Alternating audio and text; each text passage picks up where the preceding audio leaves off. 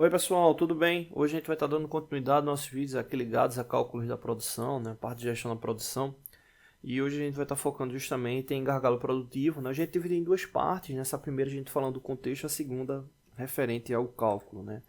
Bom, quando a gente fala em ciclos produtivos, né? Como essa sequência que a gente vai estar usando aí no exemplo, né?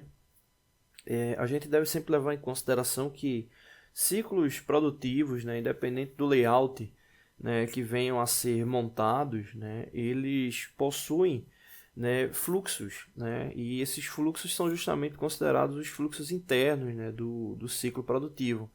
Né? Então, quando a gente fala desses fluxos, a gente deve levar em consideração que cada um, né, por mais que venham envolver uma série de aspectos, né, máquinas, pessoas, normas, né, cada um vai ter é, a sua produtividade, né, cada um vai ter a sua produtividade, ou seja, nesse caso aí a gente está supondo 5 setores, né, um setor para corte, de corte, né, aplicado no processo com serra, né, o setor de soldagem, usinagem, acabamento e pintura, né, ou seja, esse é um ciclo industrial, né, que tem de uma empresa, né, que tem como foco aí, né, essa parte de fabricação, né, e atua com esses 5 segmentos, né, e eles atuam ligados um ao outro, né, ou seja, o processo ocorre no corte, ele segue para a soldagem, segue para a usinagem, vai para o acabamento e depois para a pintura, né? Ou seja, segue essas 5 etapas, com certeza, né? Essas etapas elas têm que ter uma análise no que diz respeito à sua produtividade. Né? Então, quando a gente faz essa análise de gargalo produtivo, está muito focado nisso, entender como é que cada fluxo está ocorrendo. Né? E isso aí, né, você só consegue ter essa certeza justamente partindo da observação, anotação, né, junção dos dados, né, e análise dos dados. Né? Então, daí dos dados você vai ter, né, os informativos, né, infográficos, análises estatísticas, enfim. E daí é que você vai ter o mapa, né, para ação. Né? Então, nenhum livro vai trazer, né, uma informação referente à ação.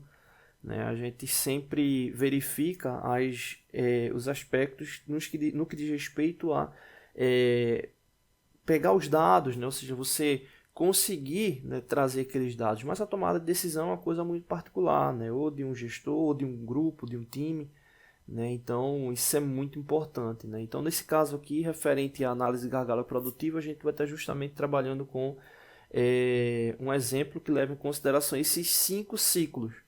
Né? E para você ter esse elemento para determinar a capacidade produtiva de cada um, tem que justamente fazer a observação, porque para cada ciclo, né, a gente vai ter, né, uma estratificação, né, que pode ser igual, dependendo das características, ou pode ser diferente. Quando eu digo igual, entenda-se o seguinte, né, lógicas de processamento. Obviamente são ciclos diferentes, eles vão ter, né, modelos no que diz respeito ao processo, ao produto final fabricado com lógicas diferentes, né, ou com objetivos diferentes, mas pode ser que na lógica de fabricação seja parecido, né, ou até igual mesmo. Né.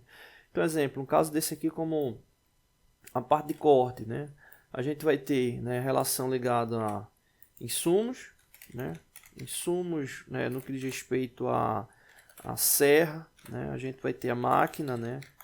A gente vai ter o fluido refrigerante, né? Então tem fluido, né? A gente tem características técnicas, né? Que levam em consideração aí a velocidade do corte, né? Ligado ao material, né? Então a gente tem uma série de características, né? Inclusive que vai te dar uma base para saber qual é o mais complexo e o mais simples daqueles fluxos, né, que estão ocorrendo. Né? Quando a gente faz também essa estratificação, a gente consegue ter a base de custo. Né? Qual é o ciclo desse aí que vai me necessitar de mais complexidade, as máquinas e equipamentos têm um maior valor agregado, né? Com certeza a operação naquele elemento ali também vai ter que ter uma base maior de custo, né? Visando essa estratificação de valores, então é importante fazer justamente essa divisão do processo para poder entender, né, cada característica. Com isso aí você vai chegar a essa base de produtividade que é justamente entender, né, o quanto é que a gente consegue fabricar por média, né, exemplo, em 1 hora na máquina de serra, qual é a média de tempo aí de produto sair na soldagem, né? Então isso aí acaba fechando um ciclo, né, no que diz respeito à produtividade, né, dessas atividades juntas, né, para que a gente tenha um elemento no final, né, dizer, ó, a produtividade da minha empresa é de, exemplo, 40 peças por hora, né, então eu tenho uma média ali de produtividade com base nos últimos dados estatísticos, né. Obviamente eu não posso pegar só uma amostra, né, tem que ter uma continuidade para a gente ter lá um parâmetro bem definido, né? Algo robusto, algo consolidado referente a essas informações, tá bom? No próximo vídeo a gente já traz a aplicação de cálculo. Não deixe de se inscrever no canal, toda semana tem vídeos novos. Valeu!